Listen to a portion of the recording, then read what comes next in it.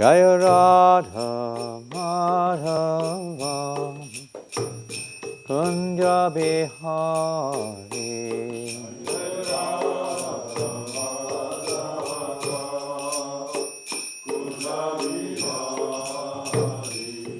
Jaya Radha Madhava Kunja Bihari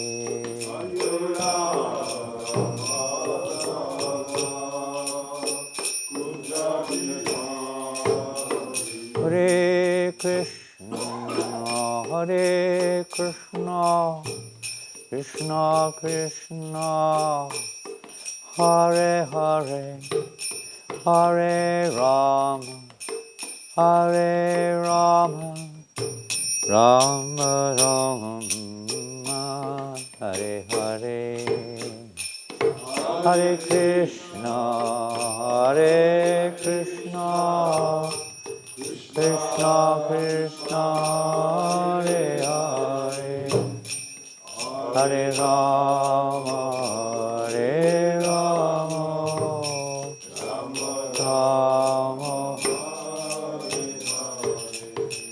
Hare Krishna, Hare Krishna, Krishna Krishna, Hare Hare, Hare Rama, Hare Rama, Rama Rama, Hare Hare, Krishna, Hare Krishna, Krishna Krishna, Hare Hare, Hare Rama, Hare Rama, Rama Hare Hare.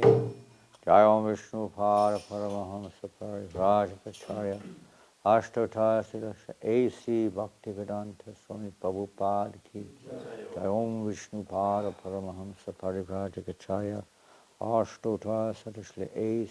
Srila Bhakti Siddhanta Saraswati Goswami Maharaj Srila Prabhupada Ki Shri Ananta Kota Vaishnavinda Ki Namacharya Shri Haridas Thakur Ki Shri Shri Gaurnitai Ki Shri Shri Shri Shri Jagannath Baladev Shabhadra Ki Shri Shri Radha Shamashundar Ki Grantaraj Srimad Bhagavatam Ki Gaura Premanandi. All glorious to the Assembly of the Buddhas, all glorious to Shri Guru and Gauranga, all glorious to Shri Prabhupada. Namo Vishnu Vadaya Krishna Prasthaya Bhutale Srimate Bhaktivedanta Swami Iti Namani Namaste Saraswati Devi Gauravani Vacharine Nivasesha Sindhuvari Pasti Chari Shatani.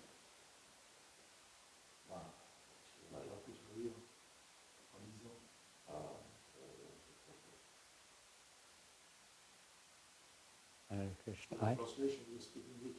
Well, very little. So, I speak a little. So, what we sometimes do is one devotee, I will speak slowly, and one devotee whispers in the ear. That's one way of doing it. And the other way is, of course, stop, start. But what do you think's best? From the recording point of view, it's best if we don't stop, start, because, I don't know, some devotees may be online. I don't know. They all speak English. Yeah, it's not going to France, it's going elsewhere. Yeah. So I don't mind, you tell me. What do you think is best?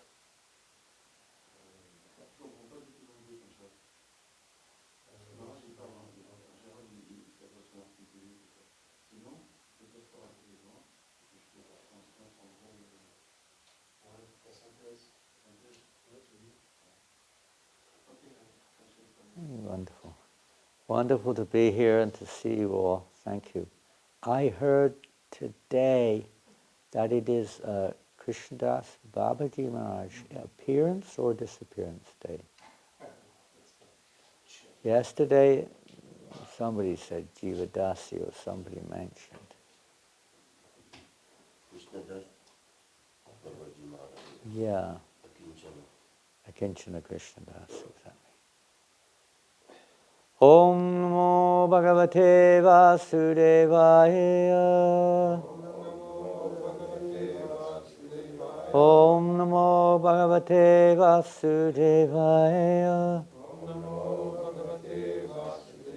Om Namo Bhagavate Vasudevaya.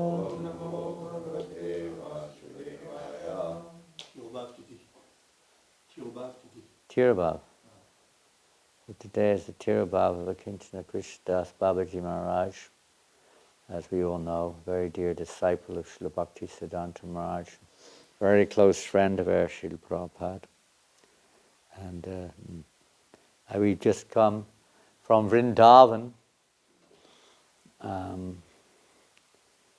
and we were fortunate to be there for the 50th anniversary of the installation of Sri Sri Krishna Balaram.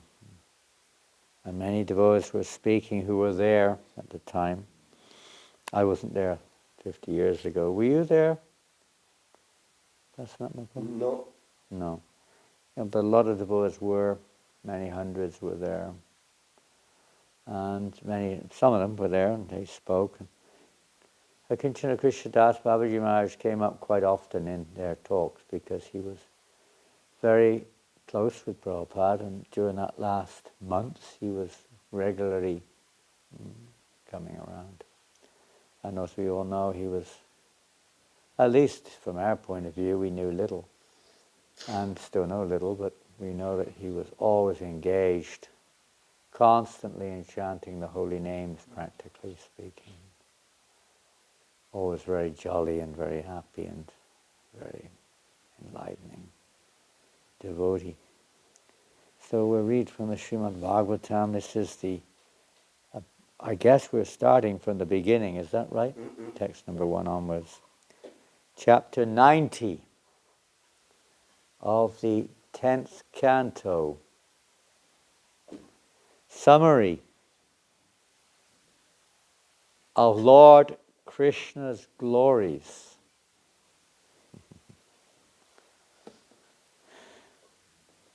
As is a long Sanskrit prose, it covers 7 verses, so we will not read. We'll just read the English and take it from there. Sukadeva Goswami said,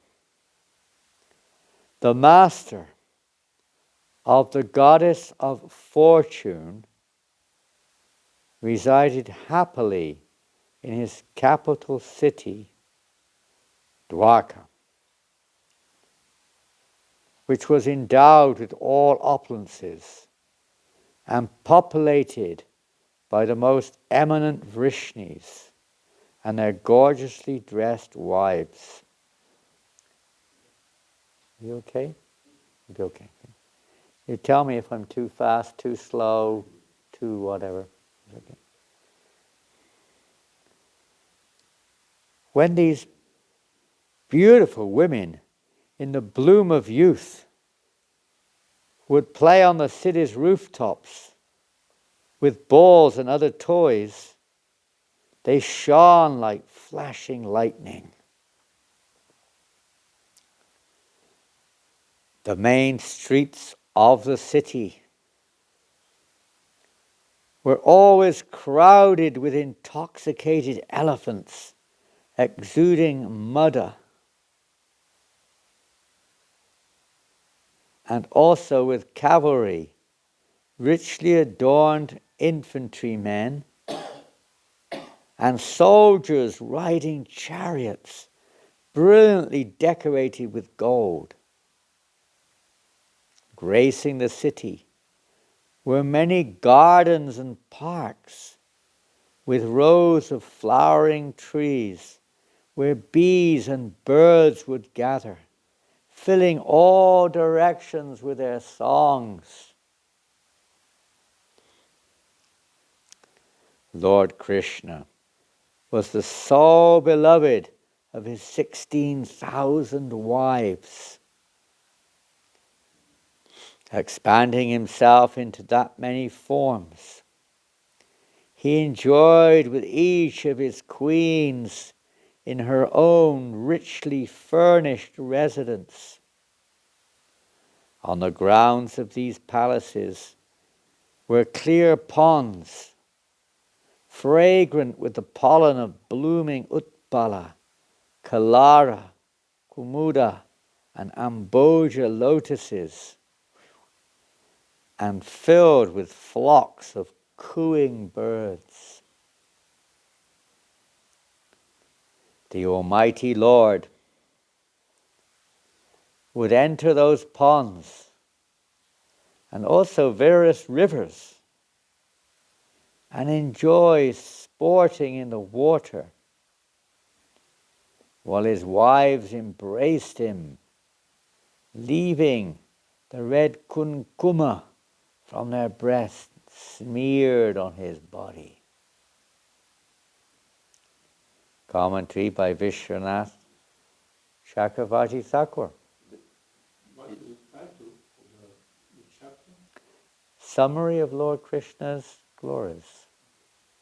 But they say at one time, there was bathing in pond and also in rivers, you say?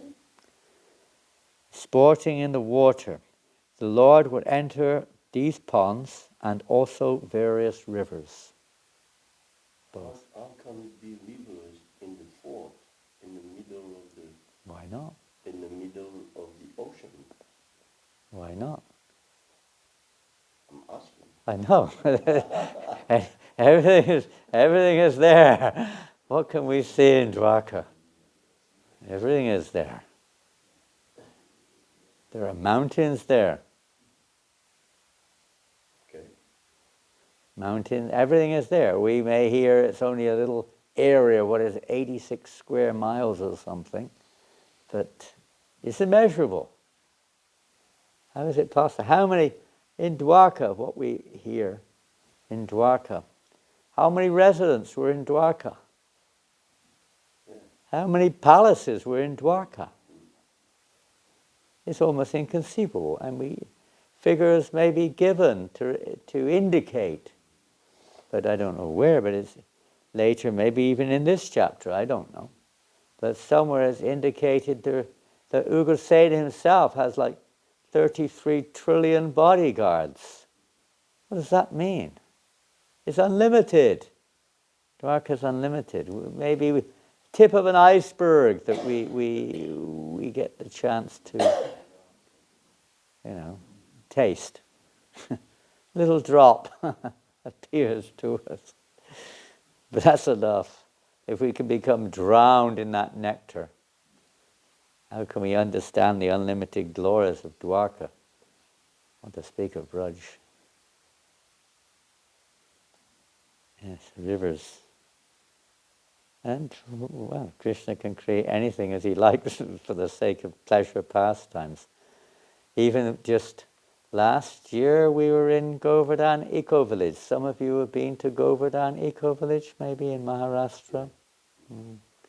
This is not exactly rivers, but when you're there, you feel like you're at the River Yamuna. They have, to whatever extent within the capacity and so on, like a Gupta Vrindavan, like a little Vrindavan there, hidden there in Maharashtra. Beautiful.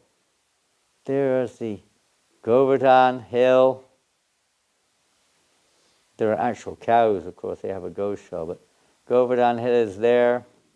Keshi Ghat, all the temples of the Goswamis in small, some of them big. Madhav Mohan's quite big. You've got Prabhupada's rooms in the Radha Damodar temple, or you can go in just, you feel almost like you're there. It's amazing. It's absolutely amazing. And Varshana, Nandagram, the forest is there. Monkeys are missing. Monkeys are missing. What a shame. It's just a little taste of the unlimited glories of Vrindavan. Lakes and in ponds, rivers, enjoy sporting in the water. Vishwanath Chakravarti Thakur writes in his commentary, this chapter describes the prema vaichitya of the Dwarka Mahishis, the queens of Dwarka. During their water sports with Krishna, the power of the Yadu dynasty and the eternal nature of Krishna's pastimes. That's what it deals with. Prema Vaichitya, during their water sports with Krishna, the power of the Yadu dynasty, and the eternal nature of Krishna's pastimes. Prema Vaichitya is one of the four states of love in separation, Vipalamba, wherein, even in the beloved's presence, the lover, out of intense love, fails to perceive the presence of the beloved, and is thus aggrieved with feelings of separation.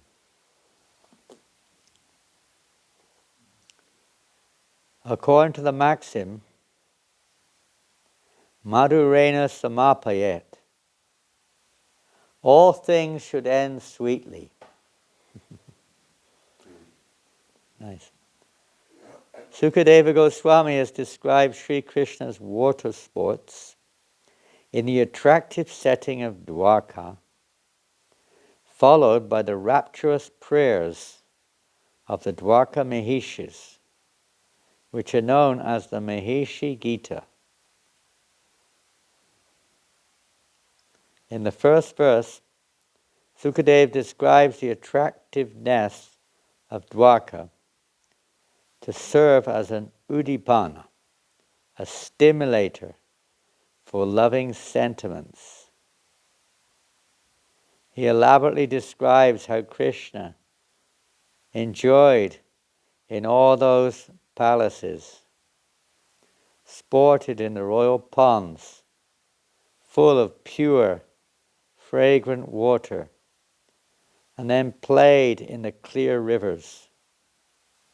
While enjoying in the water, Krishna embraced his consorts, Parirabdas Chayoshitam. And a commentary.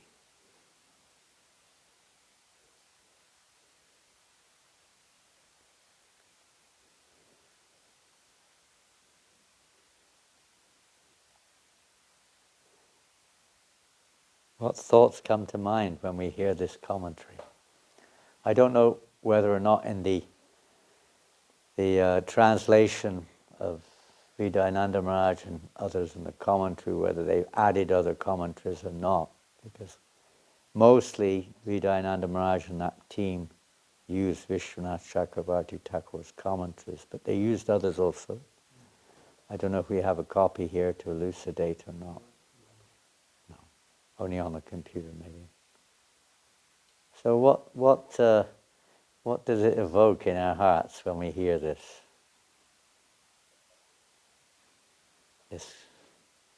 verse and purple commentary? It's like Siddhanta said, we wrote feeling of worship from distance and underneath. From a distance? Worship of these pastimes is distance and underneath. Humility? That's what we express, yes. Yeah. Being at the lower stage of this ecstatic feelings, but not being the lower stage and remaining a little Distant, respectful. worship. Any other reflections?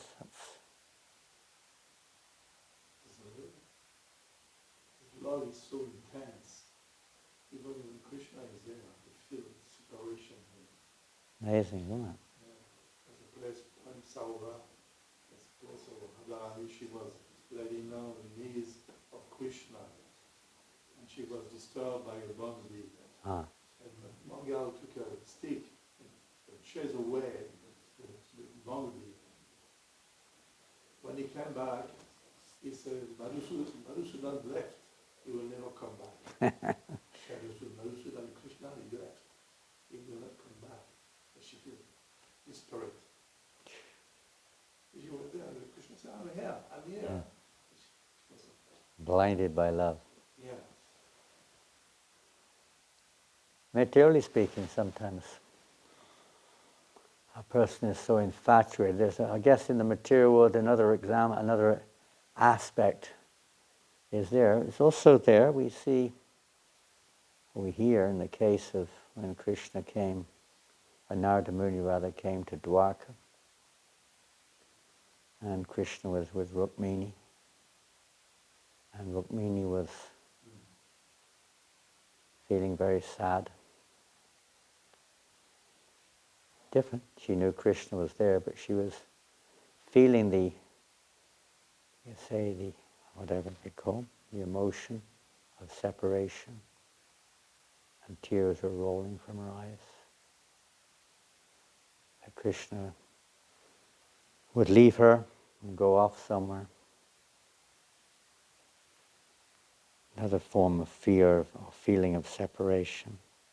The story that Krishna told, she was finding Krishna. And Krishna said, I don't know why you married me. There's so many princes now, more qualified than myself. I think you should go to them. Don't stay with me. I should find. That's what Krishna said when he asked her, isn't it? Why are you crying? And then he said, are you still feeling sad over what I said to you? But it was a different thing. You can read another verse. We can move on.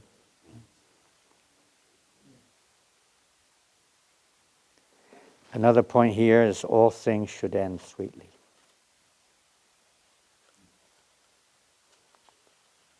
It's the last chapter of the Bhagavatam, 10th canto. 11th canto we hear about how, 11th and 12th canto, the departure of the Yadu dynasty, the departure of Krishna.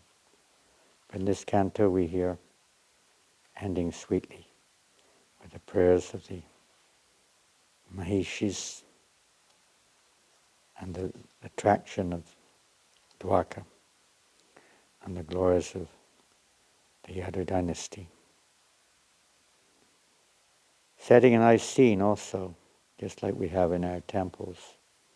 We try to create a very nice atmosphere, favorable for remembering Krishna, favorable for whatever form of devotional service we wish to, or we're able to engage in. We'll read the next verse, 8 and 9. As Gandharvas joyfully sang his praises to the accompaniment of Madanga, Panava and Anaka drums, and as professional reciters known as Sutas, Magadas and Vandis played Venas and recited poems praising him, Lord Krishna would play with his wives in the water, laughing. The queens would squirt water on him with syringes, and he would squirt them back. Thus Krishna would sport with his queens in the same way that the Lord of the Yakshas sports with the Yakshi nymphs. Commentary by Vishwanath Chakravarti Thakur.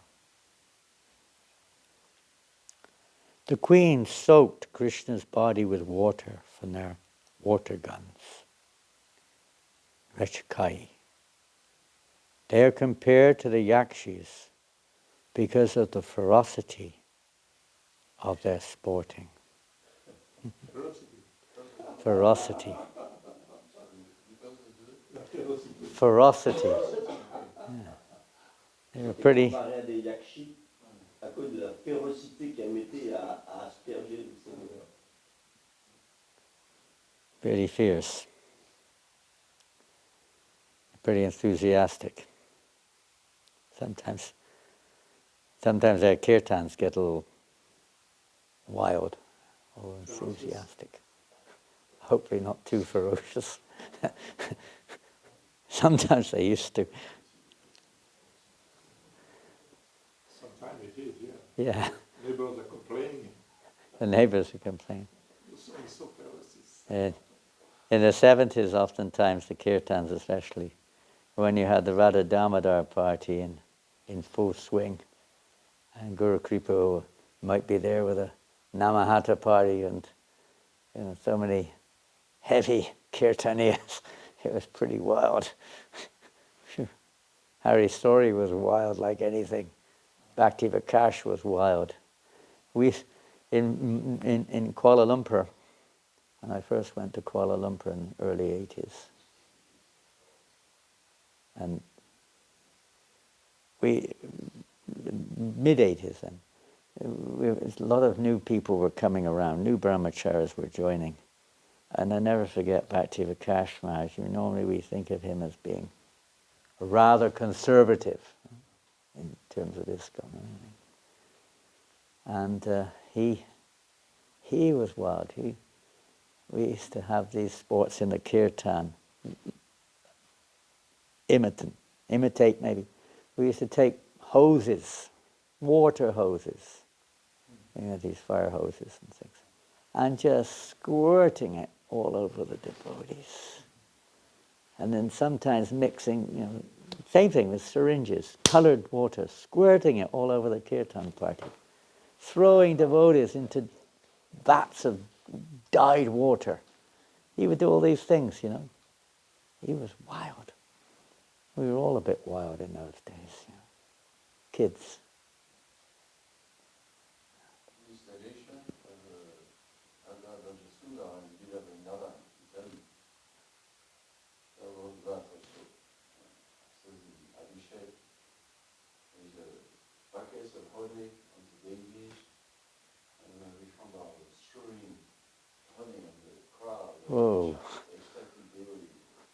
And we were just, licking the honey on the body of the dairy. And then on the stage, they took some fire extinguishers and on all the crowd of dairy, and it was filled with rose water. Filled with what? Rose water. Rose water. The extinguisher. I see. Quite. And that's happened in Mirepoix too. With a push-up. New Mirepoix. Russia story. With a bucket. Just now in Auckland they had the Holi Festival. That's terrible. Terrible? Vrindavan's terrible. Oh, that's another thing. That's another. But in Auckland they have just one day, they have the Holi Festival and they just invite everyone. You were there, Jivananda, were you? 10, 15,000 people came? Where? Pardon? 14,000. Auckland, New Zealand. 14,000 people. And, they're all throwing dyes. And the fire brigade come. And they use their hoses and they squirt all this on all the people everywhere. They get right into it. The police, they're covered in dyes and syringed and everything. No, they come. They come for the festival. It's the Prime Minister of New Zealand was there, covered in dyes. Covered. And some kirtans are going on, prasadam's being distributed, many books are distributed. People who never come to the temple. And they're all getting an unexpected little drop of this. Amazing how when we were reading some time ago about Narottam Das Thakur when they in Keturi, when they installed the deities there with Mother Janava, and how after the installation she ordered everyone, now begin the holy festival, and they're all dyes everywhere, squirting dyes or throwing dyes everywhere. It's course, they may not be thinking in terms of this is a pleasure of Krishna, but somehow or another they're getting a little drop of mercy there. But here, when we hear this, then it's supposed to help us to fill our hearts with remembrances of Krishna, at least. And Prabhupada said one time, why does Krishna perform so many pastimes? Others we don't hear. People may think about God or talk about God, but where is there any talk about these type of things, his actual intimate pastimes with his devotees? Which Srila Prabhupada has given us this opportunity right from the beginning in the Krishna book. I think we have the Krishna book here, but right from the very beginning, Prabhupada wanted to at least give us this opportunity to remember Krishna, to think of Krishna. Remember these pastimes. Even if we can't enter into them exactly, but we can at least remember them. Next verse. This is text number 10. Under the drenched clothing of the queens, their thighs and breasts would become visible. The flowers tied in their large braids would scatter as they sprayed water on their consort, and on the plea of trying to take away his syringe, they would embrace him. By his touch, their lusty feelings would increase, causing their faces to beam with smiles. Thus Lord Krishna's queens shone with resplendent beauty. Commentary. The flowers fell from their long hair braids. That's a very short commentary.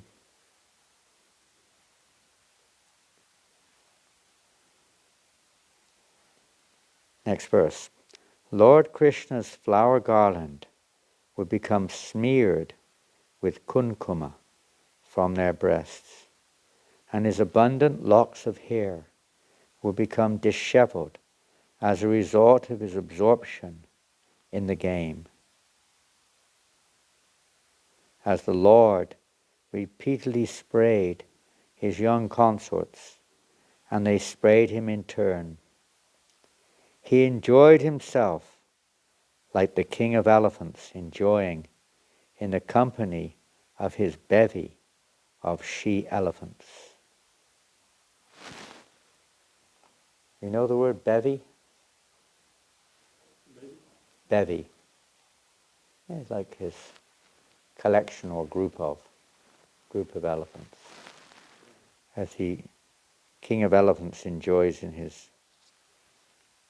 group of she-elephants. Krishna's garland was smeared with the kunkum from their breasts. Read a couple more verses.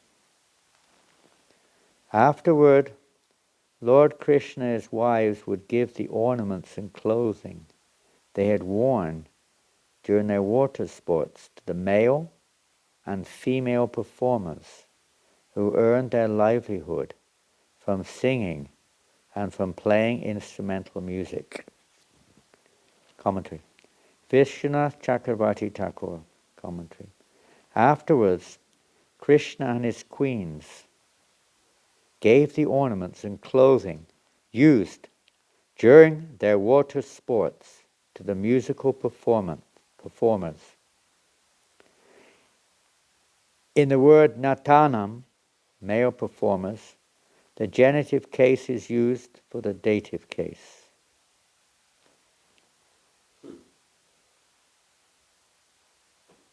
What does that mean? Not sure. Technical term.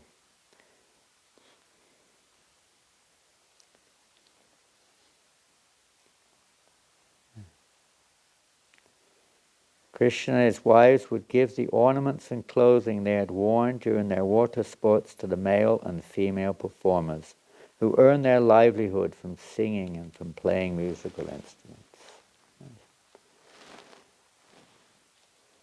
And even here we see that, that there's other devotees are there embellishing the pastimes. It's through singing, through musical instruments, whatever it is, to enhance the various moods that the Lord and his consorts are engaging in. So they're rewarded here. Devotees are rewarded without asking, automatically. It may not be in the form of, on the material point of view, but in the form of, in the heart, the reciprocation of the Lord and his devotees. The Prabhupada, Vishwanath Chakravarti writes here that they maintain themselves, their livelihood, in this way. See, in any Vedic society, it's not a question of getting money, getting paid, a question of rendering one's service and receiving in return charity, whether it's giving knowledge, or whether it's performing a particular activity of a yajna, or whatever it may be. In this case, singing and playing musical instruments. Some reciprocation has to be there, giving. Same thing when we distribute books, try to. It's very beneficial for the people in general when they receive the transcendental literature. If they give something in return, it's for their benefit, however small it may be. Something has been given. Some Lakshmi is given in order to receive Narayan. In this way the Lord reciprocates. And they give up what they think is theirs. I'll read the next verse. In this way, Lord Krishna would sport with his queens, totally captivating their hearts with his gestures, talks, glances and smiles, and also with his jokes, playful exchanges and embraces. The queens would become stunned in ecstatic trance, their minds absorbed in Krishna alone. Then, thinking of their lotus-eyed Lord, they would speak as if insane. Please hear these words from me as I relate them. And they come on to the words of the Maharishis. Vishwanath Chakravarti Thakur says, thinking of lotus-eyed Krishna, who was visible right before them, the queen spoke as if mad, unmatavat, in words devoid of judgment, jidam vichara sunyam. This superficial appearance of insanity in Krishna's queens, as if they had become intoxicated by datura or some other hallucinogenic drug, was in fact the manifestation of the sixth stage of prema, a variety of anuraga known as prema vaicitya. Srila Rupa Goswami refers to this variety of anuraga in his Ujjvala Nilamani, 15.134. When, as a natural byproduct of one's extreme love, one feels the distress of separation, even in the direct presence of the Lord, this state is called prema vaicitya. Can you repeat it, please? Repeat the verse. No, the last. When, this is Rupa Goswami in Ujjvala Nilamani, when as a natural byproduct of one's extreme love,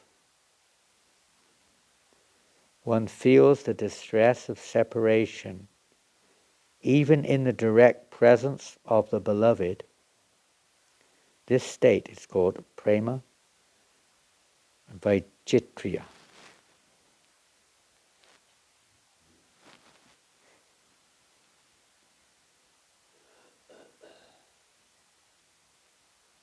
Anyone like to comment?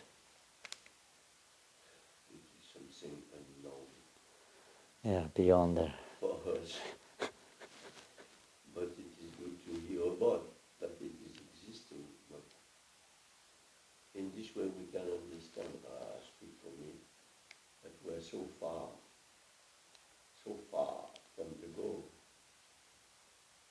some things, but we are so far from the goal.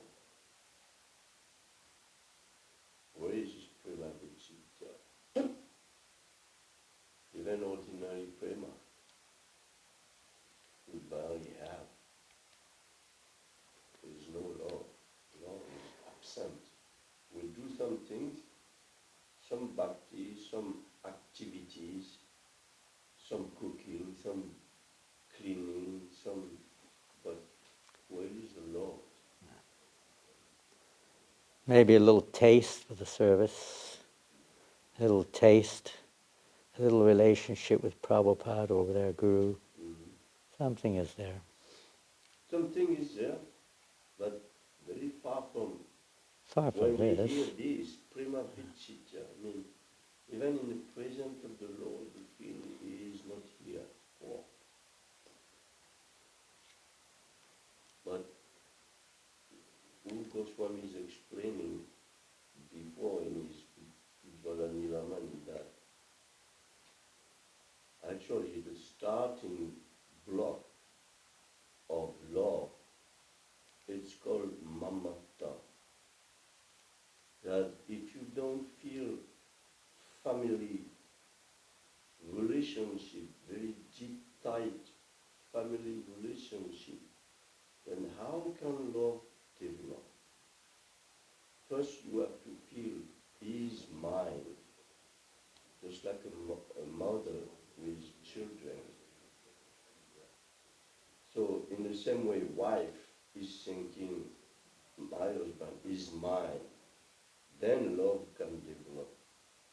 But at the beginning, if we don't have this idea that he is mine, then love cannot develop. Well, it's the same thing, no love. Huh? If you don't have a love, possession is there against love, but it's needed, none of that.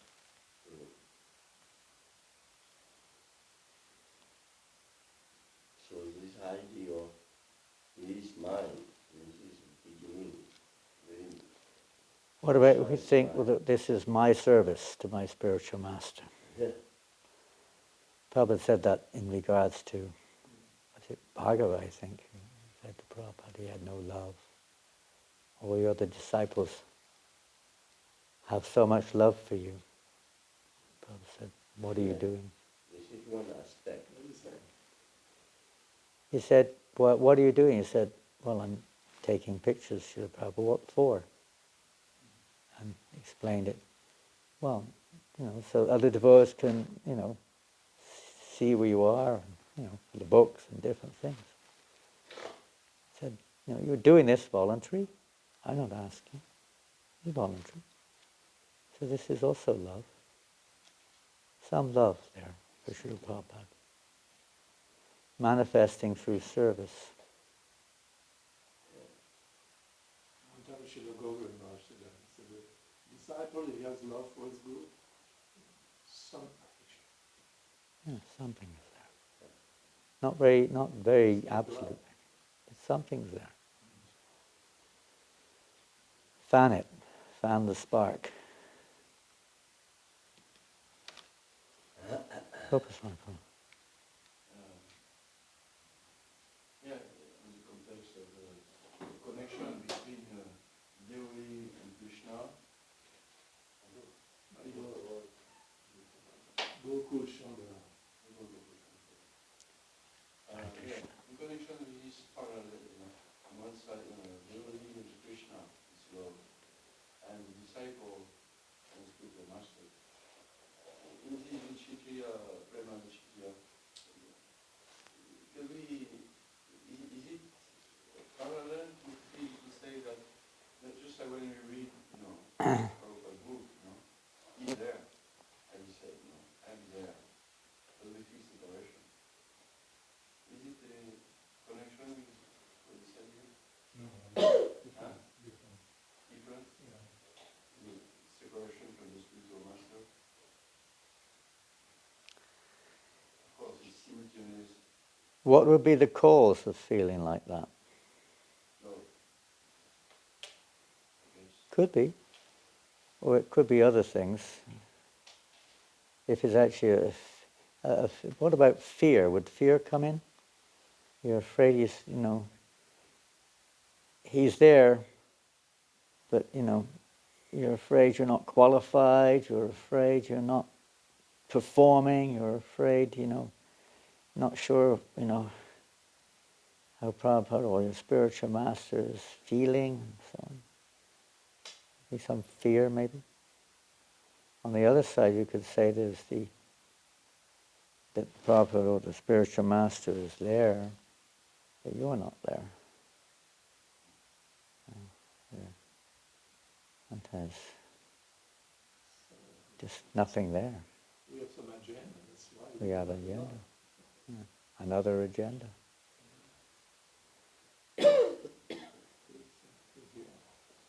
Could be. You don't feel yourself qualified, positively speaking.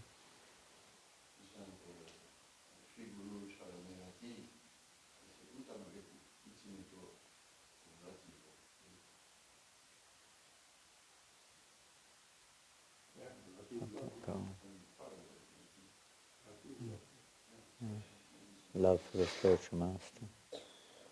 Got to begin somewhere. Feeling oneself unqualified as a fool or whatever. Okay.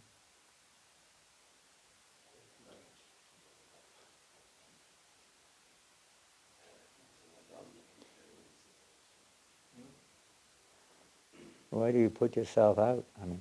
Why do devotees go out into the freezing cold, preaching Krishna consciousness? Maybe they have another agenda. Hopefully. Hopefully it's not just to get praised. We wouldn't have done it otherwise. Yeah, but it's not love. See, we do something to please the Guru. Yeah. To please the Guru. That's how love develops, huh? Yes or no? How a young girl, how she's married at a very young age. She serves her husband, although she doesn't have necessarily awoken love, she's serving, and gradually by serving, by appreciation, association, gradually her attachment, and then, if attachment has to be there, we have to be freed of other agendas, steady in our service, attraction for the service, attachment to the object of the service, prema, ecstatic symptoms or genuine feelings. Prema will come later. Got to start somewhere. Whatever level we're on, as you said, at least to hear about it, to know what the goal is. Prabhupada wanted us to read the Nectar of Devotion. Many times devotees finish at chapter 19. Basically sadhana bhakti, small indication of raganuga and bhava and prema, but mostly vaidhi bhakti. But he wanted us to read the whole book. As you said, the first book you got, the Nectar Devotion. And you're not the only, I've met several devotees who said the same thing. When I first moved into temple, the devotees were reading Nectar of Devotion, like, I don't know, chapter 40 or something, way down the line. We just read it. We use it to read in New Maya, after Mangala, we use it to read 5 minutes, 10 minutes, Nectar of Devotion. We still do in some temples. Not in Mirepoix, in some temples. They hear it. We have to at least be aware of our goal.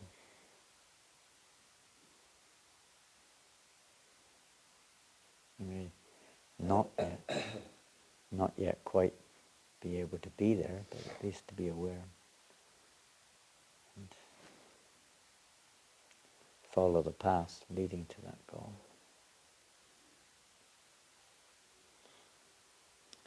Srila Prabhupada ki jai. Grantaraj Srimad Bhagavatam jai. Thank you very much. Hare Krishna. Does anyone know what the genitive case and the dative case is? Mundane question. Mentioned here in the purport. We'll look it up. Don't know what it means.